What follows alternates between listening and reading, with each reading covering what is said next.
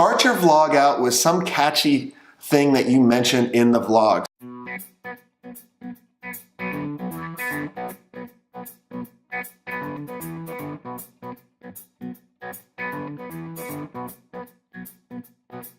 So can you believe it? It's been 89 episodes of the SwenkToday show where I've been vlogging, and I wanted to recap what I've learned and how you could get started and what to actually avoid, because there's been a lot of things and how we have adapted this show over the time. And I wanted to let you know that I'm going to take a break from it for a while, reset, and come back strong with season 2 of the SwenkToday show. So the first thing is just to start. If you're thinking about how do you build a brand and how do you get well known, well, you just got to start, and you don't have an idea. Like literally, I remember on 4/27 of 17 on a Thursday, I was like, I had Stacy tell me that this was our 3rd year anniversary of the podcast. I said, well, we need to do something big. And I was like, well, you know, the podcast is just audio. Why don't I do something on video?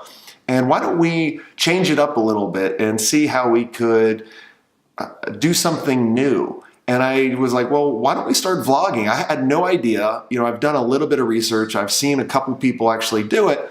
But I just was like, look, I don't know what the show is going to be. Let's just start. So the first thing is just to start. You know, number 2 is so important, because when I first started, I started looking around at what other people were doing. And I was like, well, do I need to model that style? Do I need to have that crazy time lapse like Casey does? Or do I need to have that funky music like Gary does? And over time, I just adapted my own style. But you have to be yourself, because people can see through it. If you're not yourself, then people are connecting with someone else rather than yourself. Number 3, if you're trying to create an audience, especially in the business sector, make sure your episodes offer value or that's entertaining for them.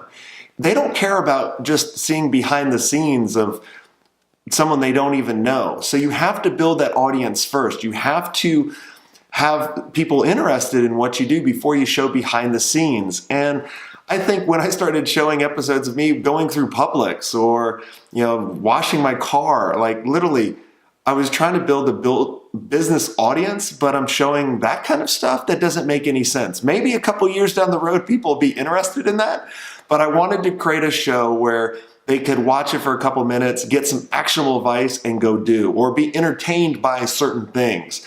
So if it's not entertaining or educational, you probably shouldn't be showing it on your vlog. Don't worry about the numbers. Look, you're going to post a couple episodes of your vlog. Hell, we're into 89 right now, and we're getting anywhere from 2 to maybe 600 views on our videos. Even if it was lower, or I even think those numbers are low, don't worry about the views. Let's just say you created a video and you got the attention of Oprah, right? That could be pretty big. So don't worry about the views.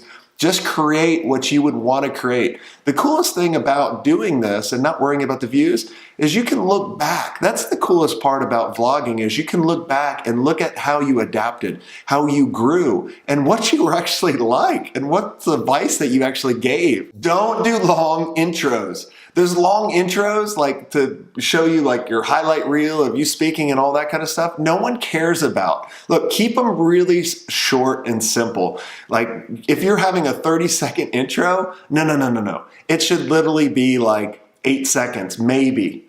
And if it's longer than that, you might want to trim it down. But probably in season 2, we'll probably even trim ours down even more. Start your vlog out with some catchy thing that you mentioned in the vlog. So when we're doing the editing of our vlog, we're looking for that hook.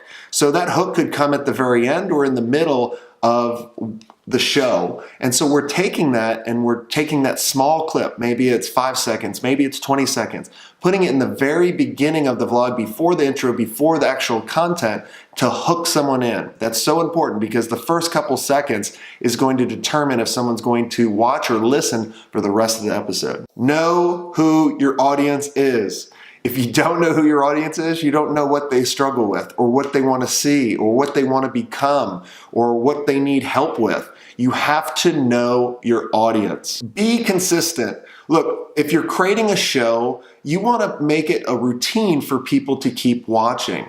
And so once you hook them in, if you're consistent and they know when you're actually producing the show, when you're actually publishing the show, they can go watch it. Just like any of the TV shows you watch online or on TV, you know if they are published on Monday at 4 o'clock or Tuesday, Wednesday, and Thursday. Be consistent with when you do the show and let people know about it. Adapt. Look, as you build upon your show and you just start and you start creating it, adapt to your own style. Adapt to what makes it unique to you. Remember, you don't want to be someone else, but you want to take feedback from people of what they want to see and ask feedback from your listeners and your viewers and to see what they want you to cover.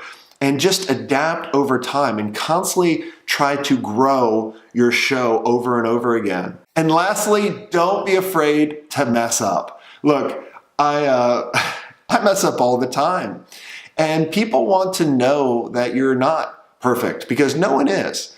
And we constantly mess up. We have struggles. So don't try to fake this fake persona of everything's perfect.